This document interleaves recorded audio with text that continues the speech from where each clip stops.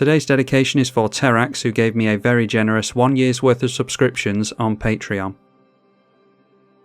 Lord of the Nazgul versus Atraxa, Bladewing, and Riku. Yeah, we've got our first 2 turns sorted out thanks to the Myriad Landscape. Don't think we'll be using Feed the Swarm. Birds of Paradise from Atraxa. Excellent, and we see a Jeweled Lotus as well up against a couple of red players, so hopefully that'll get blown up. No real need to play that now. And there we see counter spells, so might be worth holding off on the Myriad Landscape so that we can counter the Atraxa. Is this a cast effect? I think it's an ETB, isn't it? Yeah, it has to enter the battlefield.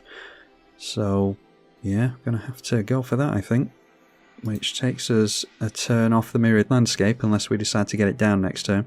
We see no removal, unfortunately, so we're relying on our counter magic for the Atraxa, I think. Although, is our opponent going to go for the Atraxa while he's still got a full grip? Suppose we could hope that our opponent's going to vomit his hand onto the board before going for Atraxa, and that would give us time to go for the Raven form onto the Jeweled Lotus. Delighted Halfling will keep the commander from being counterable, so I suppose that makes our decision for us. Playing a Noble Hierarch as well. And there's an offer you can't refuse as well, so we'll hold that up during the next turn cycle, but Myriad Landscape, because the counterspell is now useless against Atraxa. Riku throwing out a Wood Elves. And an Ancient Tomb from the Rakdos player allows him into a turn 3 Solemn. So there it is, Atraxa Grand Unifier on turn 3. 1 board wipe should hurt our opponent though. Looks like it's a pretty spiky one though. A Blind Obedience along with Imperial Seal. A Delay, obviously a bunch of lands. Another Tutor in Demonic Tutor. Guy's Cradle. Chain of Vapor, and decided to keep these 4 cards: the Chain of Vapor, the Guy's Cradle, the Demonic Tutor, and the Blind Obedience. And as well as Atraxa, going for the Demonic Tutor. So I'll go for the Offer You Can't Refuse onto that, I think. Well worth trading out Demonic Tutor for a couple of additional mana. But of course our opponent has a Fierce Guardianship as well. Incredible. Alright, so now I don't think we can crack the Myriad Landscape. I mean, if we don't use the counterspell, then we can always crack it anyway, but I think we have to hold up the counterspell to try and go after whatever he tutored for there. Oracle of Moldiah into play. It's noteworthy that there is a Yavimaya available as well. And on top of the library we see the Seaborn Muse. Sword of Feast and Famine will give the Solemn Simulacrum protection from green and black, which is good against the Atraxa and all the Dorks. Noteworthy that they took the life to this when they don't need to. So maybe have 1 more spell to cast. Okay, but just tap down the mountain for no reason. So swing it in to the right, and they will untap their lands here. And we have our opponent discard the Chain of Vapor. Playing the Guy's Cradle, as you would expect. The 1 ring from our opponent. Yeah, might be worth a counter. Did our opponent tutor for that? Yeah, we'll counter the 1 ring, it's really good. Our opponent's probably got counter magic for the counter spell anyway. Well, if he does, he didn't use it. The 1 ring successfully countered. And in for Aristic Study instead. But our opponent has a Swan Song over here. Riku managing to get rid of that as well. So now throwing out the Blind Obedience, which will slow down our mana rocks. And it's back down to 2 cards in hand, so I won't necessarily mind losing the Atraxa, but yeah, if we can go for a board wipe here, get rid of these Dorks, it should be a while before we see it again. And the Atraxa, no reason not to swing in because it has Vigilance, gains Exalted, so an 8/8 commander goes in towards Riku. Alright, and we draw into Urborg, so won't mind drawing into the Cabal Coffers now. It means we can hold on to the Seagate Restoration as well. The Myriad Landscape isn't quite as bad now that it's a Bayou. Yeah, we are just eager for a board wipe really. So let's cast ourselves a Preordain, try and set up some potential draws here. Alright, a Thought Vessel and a land. Yeah, like I said, I'd rather get closer to a board wipe really, so I'm going to risk bottoming both of these. And that makes it feel better for us to go for the shuffle on the Myriad Landscape. We managed to get into a land for next turn anyway, so can continue to keep hold of the Seagate Restoration. We've already used 2 of our counterspells, unfortunately, which I'd rather keep hold of for protecting our commander with. Seaborn Muse being played right off the top, and Consecrated Sphinx on top now. Noteworthy that there is a Nykthos in play now. And still with 5 cards in hand, out comes Bladewing, Deathless Tyrant, and they'll untap the lands with the Sword of Feast and Famine, which will likely come in towards us thanks to us having no blockers. Yeah, can go in at Riku as well thanks to the all the green cards in play. And landing a hit there, so Riku going to have to discard. And discarding Conduit of Worlds. Again, our opponent holding up mana through the next turn cycle. And now Worldly Tutor during the main phase from Atraxa. Not sure, maybe you just drew into that. Otherwise you'd go for it during the upkeep. And paying the extort cost on the Blind Obedience. And searching up an Orcish Bowmasters, of course. And we see a Phyrexian Metamorph, which could well go after the Atraxa. Excellent, and I've never been happy to see a mana drain before going after the Phyrexian Metamorph from Riku. So not going to refill the hand, and a board wipe should see the end of this player, I hope. Now the Atraxa turns in sideways towards us, and the 2-2 goes in down the middle. So Atraxa not getting the Exalted buff here. Oh, awesome. And yeah, for some reason I just cracked the Mirrored Landscape and it backed out of what I'm just going to show you what happened there. It just kind of backed out and then agreed to only crack it for 1 mana. So I've not gone up a mana like I should have done with this. I've just traded it out for 1, but yeah, this game's cursed anyway, seemingly. Alright, a command tower, so we're not struggling on getting into lands at least. Do we just go for our commander at this point, and if we see a board wipe then so be it. 4 mana being generated from the mana drain by Riku, and we'll be able to play an island off the top. So now we see a turnabout, and definitely gets down the Consecrated Sphinx, ready to refill his hand over a turn cycle. Overwhelming Remorse from the Rakdos player, and that will exile the Consecrated Sphinx straight away. Able to do that before any draw steps, so holding back the Riku as well. We want to be leaving Atraxa in play so that it can't be recast. And we've managed to set up our opponent's Cabal Coffers over here as well, thanks to our Urborg, always the risky run. Alright, not playing any spells before swinging in with the Solemn. The commander here comes in towards us as well. The Cyclonic Rift is being thrown onto the Sword of Feast and Famine in response to attacks, so now Atraxa down to 0 cards in hand. If he was going to be forced to discard anyway, he might as well have played the Rift there. No zombies made from the commander though, because he doesn't have all that much in his graveyard.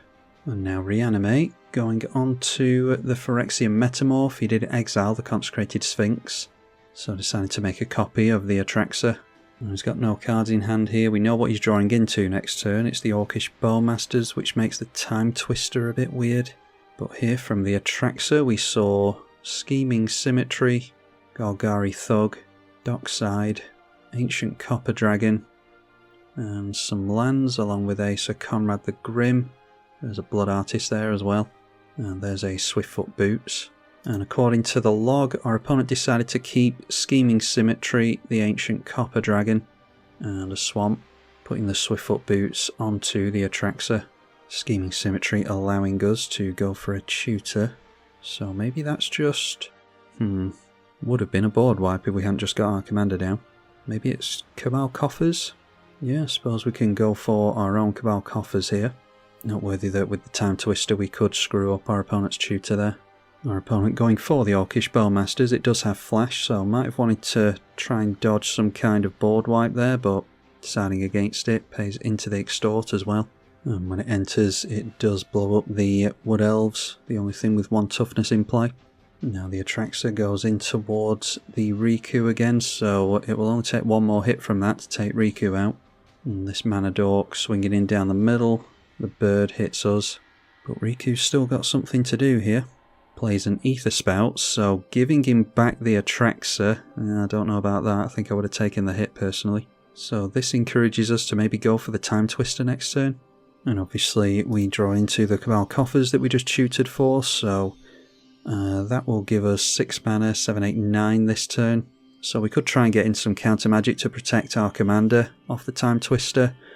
Otherwise it's Raven Form on this. And then we definitely won't feed the Swarm on the Orcish Bowmasters because I don't want to cast a wheel into that. So tap down the Cabal Coffers, feed the Swarm onto the Bowmasters, and our commander will make its first Wraith. And that lands, taking 2 life away from us. We need a blue mana to go for the Time Twister. Yeah, going to fill some hands here, but the Atraxa over here is going to be recast anyway. And we need better cards than what we have in hand here. Suppose we could have foretold the Raven form and then held up mana for any counter magic that we might get into. We've got back into an offer you can't refuse. Mystic Confluence. We can crack that Wayfarer's Bauble if we want to. Or actually no, we can't, because the Sol Ring does come into play tapped, so get both of these into play now and we will hold up Snap and an offer you can't refuse. If this thing keeps swinging in towards us, then we're going to have to bounce it. They don't have the sword anymore necessarily, they could have drawn back into it, but we'll assume that they don't have protection from black on the sword.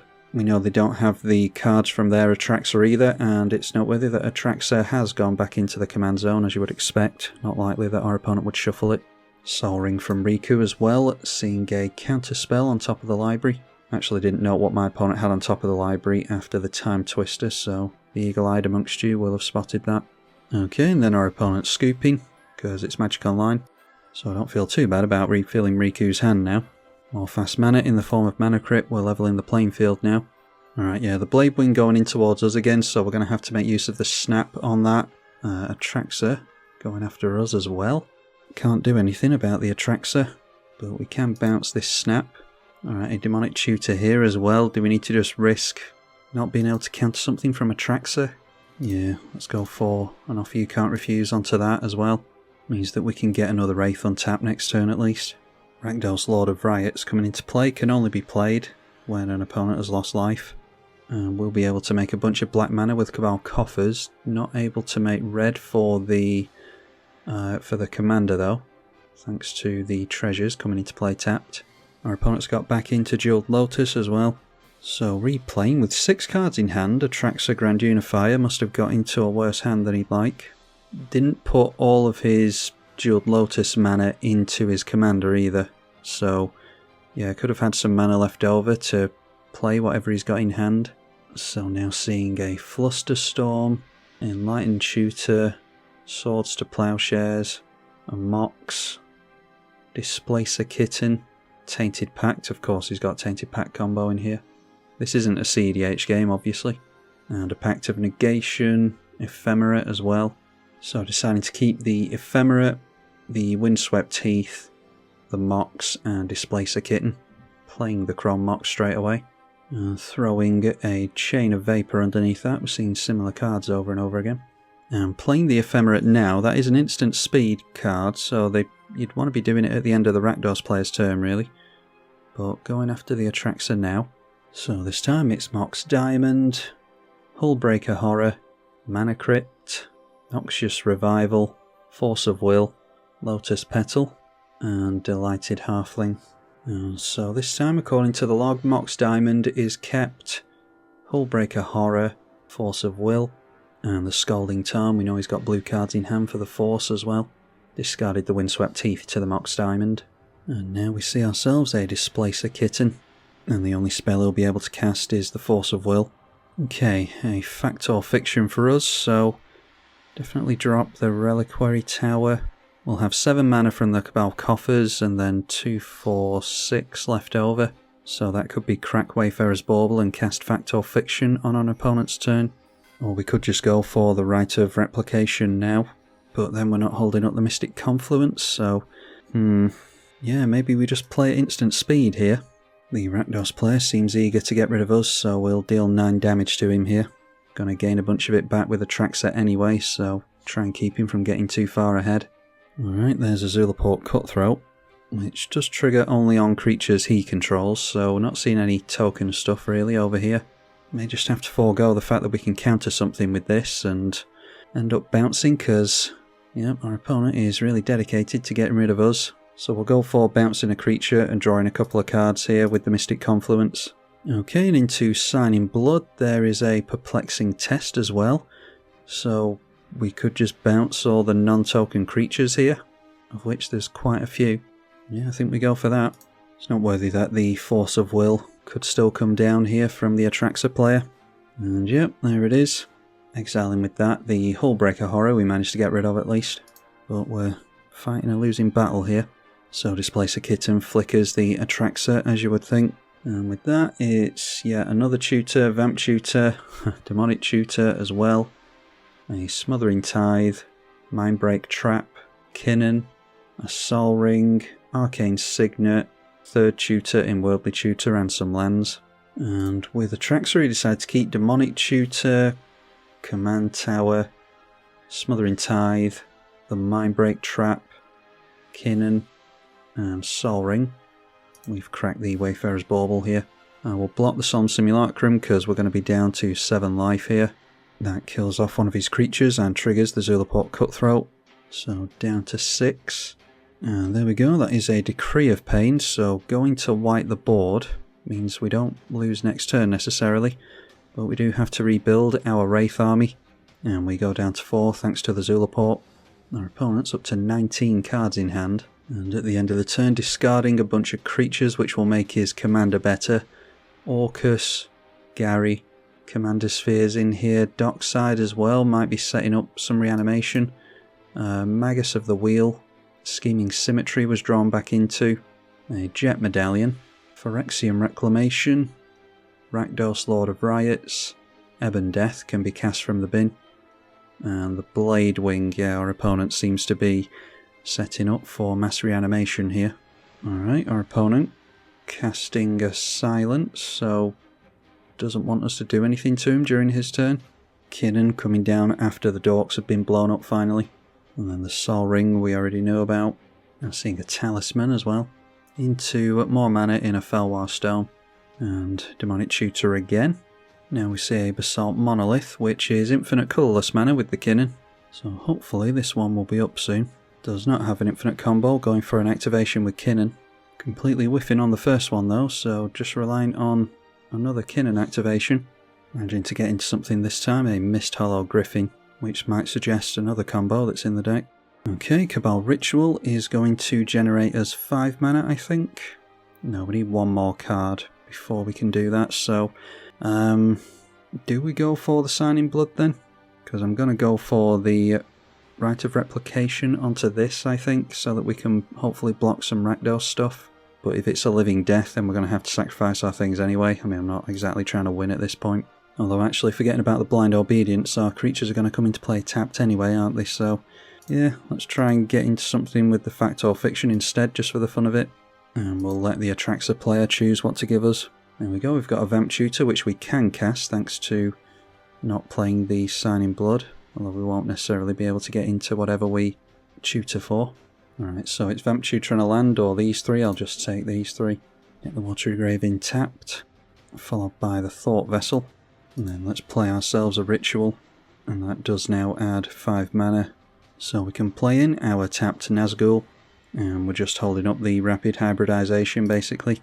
Although maybe we should try and get into some kind of a counterspell from the Signing Blood, because it might be that our opponent only swings in with 1 creature towards us, ready for us to blow it up with the Rapid Hybridization. Maybe we survive by some miracle. So yeah, let's try and get a counterspell ready for this mass reanimation our opponent's clearly setting up.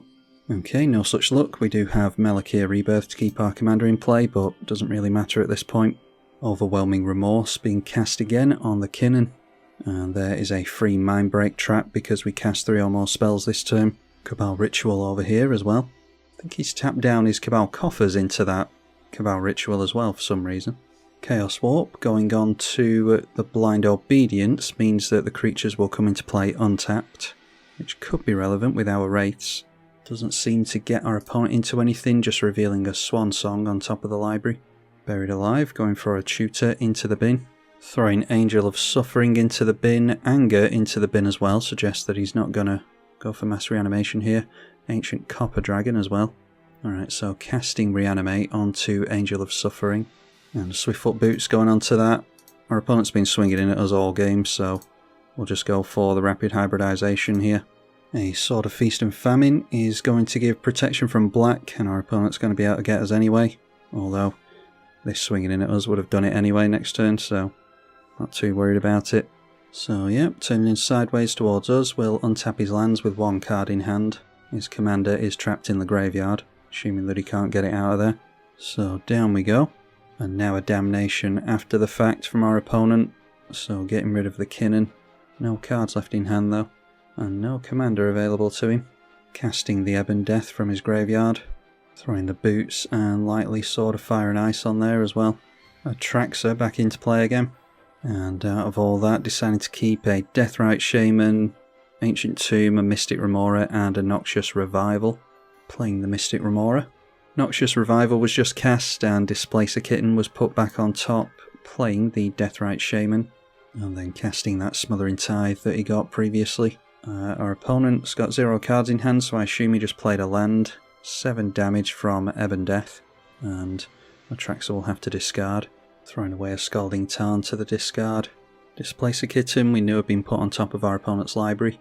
The Deathrite Shaman deciding to lose our opponent a couple of life. And then swinging in for 7 with Atraxa will knock him down to 10 and put him on 7 commander. 1 card in our opponent's hand as he goes through to the combat phase. Okay, not the wisest move, swinging in with the Ebon Death, but eager to make our opponent discard by the looks of it. Lothor Corrupt Sheriff into play. And yeah, our opponent's going to be punished for swinging in with the Ebon Death, not able to chump block the Displacer Kitten. Could have swung in with Deathrite Shaman, but is obviously just looking to do the 2 life here. And there we are. It's finally over, and apparently Atraxa Grand Unifier is a good card. Who knew? I'm tribalkai. Thank you for watching.